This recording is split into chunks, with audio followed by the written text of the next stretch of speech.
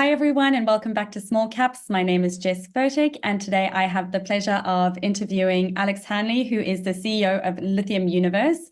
The ASX ticker code is LU7. Hi, Alex. It's great to have you back on the show. G'day, Jess. Thanks for having me. Now, Alex, since listing in August last year, the company's had quite a few strategic milestones happen. Can you, for our Small Caps audience, just briefly outline your projects and what you've been up to in the last few months?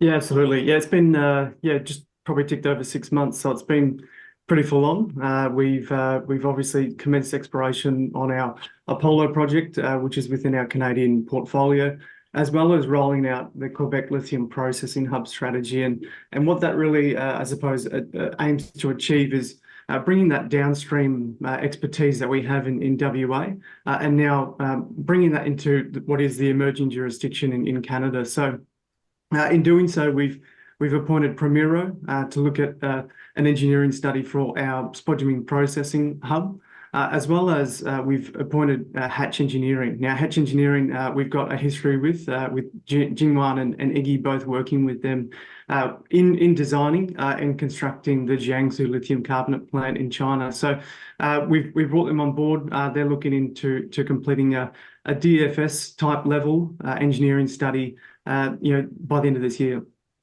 Okay, fantastic, Alex. Let's just break it down a little bit. So now the company has made a deliberate choice to focus on lithium carbonate rather than lithium hydroxide, in contrast to some of the more advanced lithium projects in North America.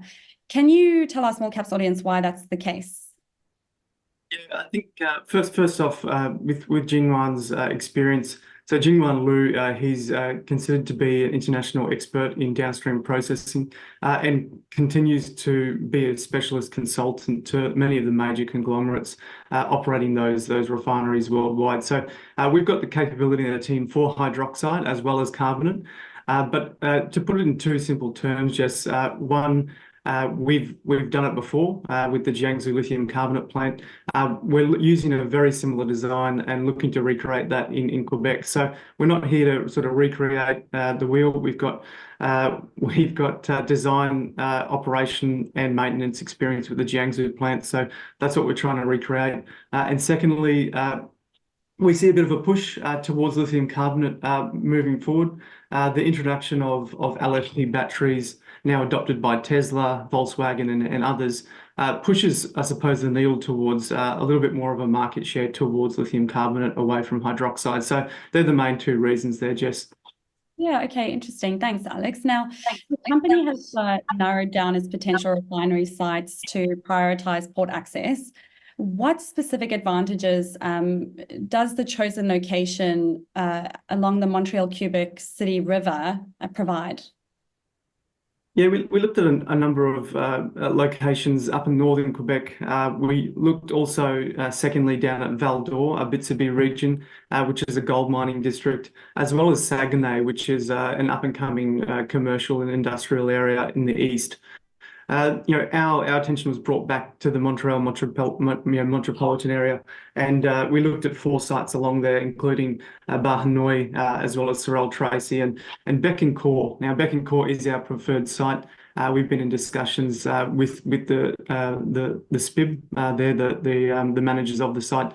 Now, the reason why we like it is obviously the utilities. We've got hydropower, natural gas, as well as industrial water and wastewater, but we've also got access to infrastructure, so including highway access. We've got rail access right through the industrial park, and as you say, port access. So the port access is key for us. We want to have the ability to expand the operation there. It's got room for at least 3 lithium carbonate plants within the area that we're looking at, and we want to have the ability to bring in and ship out, bring in product and ship out product via the port. The St. Lawrence River is right, probably about a good 3-iron hit away. So we've got good access in close proximity. Okay, great. So Alex, so we've spoken about location. Let's talk a little bit about like the macro side of the lithium market. Now, we know the market as a whole and commodities, there's a bit of a downtrend at the moment, but Given the fluctuating lithium market in particular, what strategies has Lithium Universe put in place, if any, to kind of maintain the economic viability of the project despite these volatility in prices? The company's well placed. Yes, we've gone to the. I suppose we have the embedded knowledge from exploration through mining, spodumene processing, all the way through to refining. So we've got all the different steps covered in the supply chain, and there is a huge push in North America to make American lithium, you could say, and so with China currently dictating or processing 95% of the world's spodumene, there is a huge opportunity for the company to really, I suppose, capture this potential market within North America.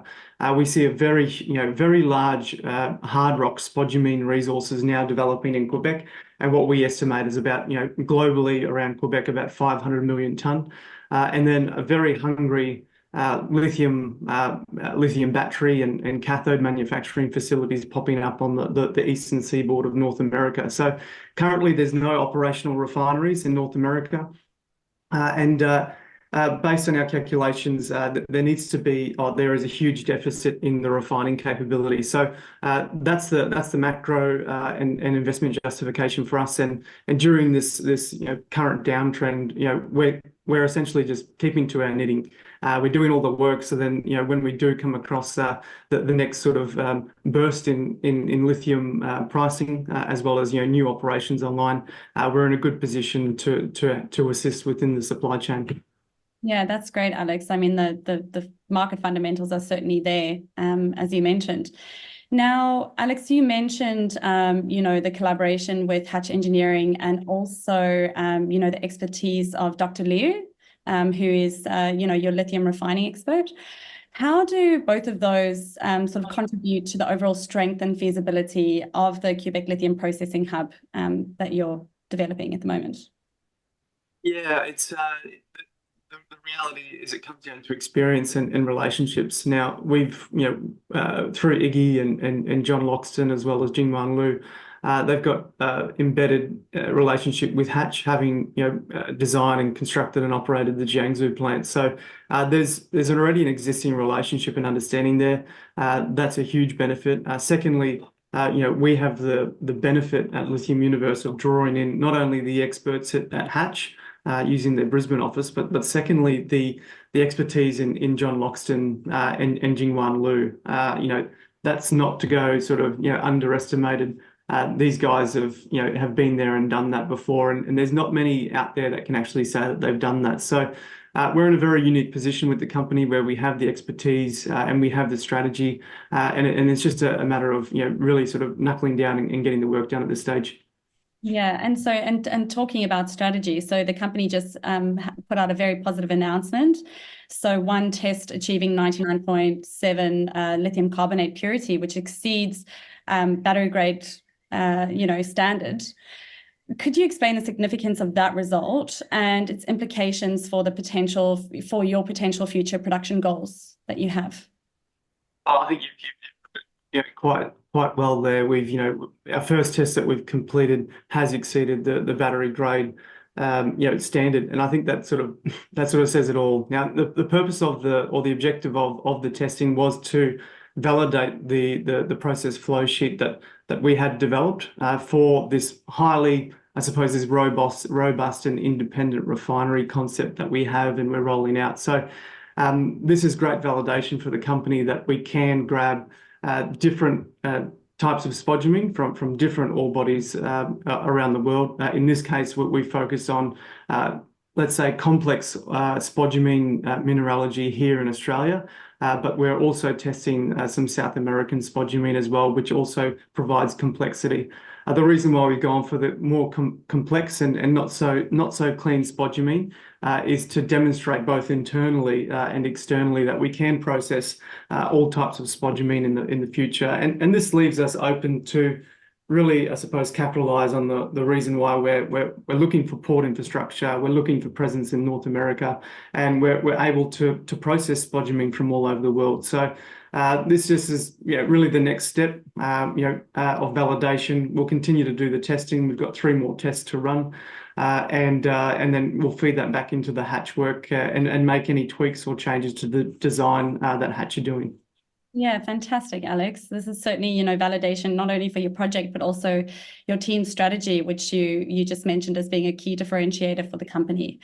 Now, looking ahead, Alex, what are the next major milestones for the Processing Hub project, and what timeline do you anticipate in terms of completion and commencement of potential, operations?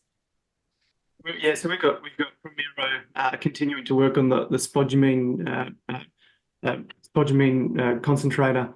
We've also got Hatch ongoing with the refinery. So both of these companies are tasked with providing an engineering study up to DFS level this year. So as we've put out earlier, I think maybe in December, we put a bit of an update to the market, talking to how quickly both these companies are moving with these studies. And the next step for us is to go to firm pricing. We're going to start sending data sheets out, getting firm pricing first on critical and long lead items, but secondly, the balance to get an understanding of the total capex that is required to build these plants in Quebec. So that's the next step for us. We've got a number of other announcements in terms of updates and strategic opportunities that the company's looking at.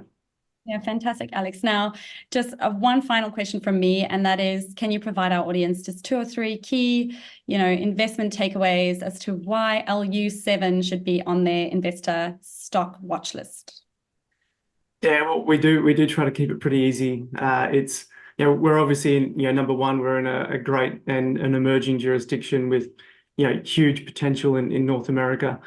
Secondly, we've got the Lithium Dream Team, which is which we tend to boast about, and thirdly, we've got a very robust strategy that the company is currently rolling out. So I think they're the 3 main things, being that people really need to focus on is jurisdiction, the team, and the strategy, and I think we tick all those boxes, Jess. Yeah, fantastic. Thanks so much, Alex. Thanks again for joining us, and good luck with the next period, and looking forward to having you back on the show. Thanks, Jess. Pleasure.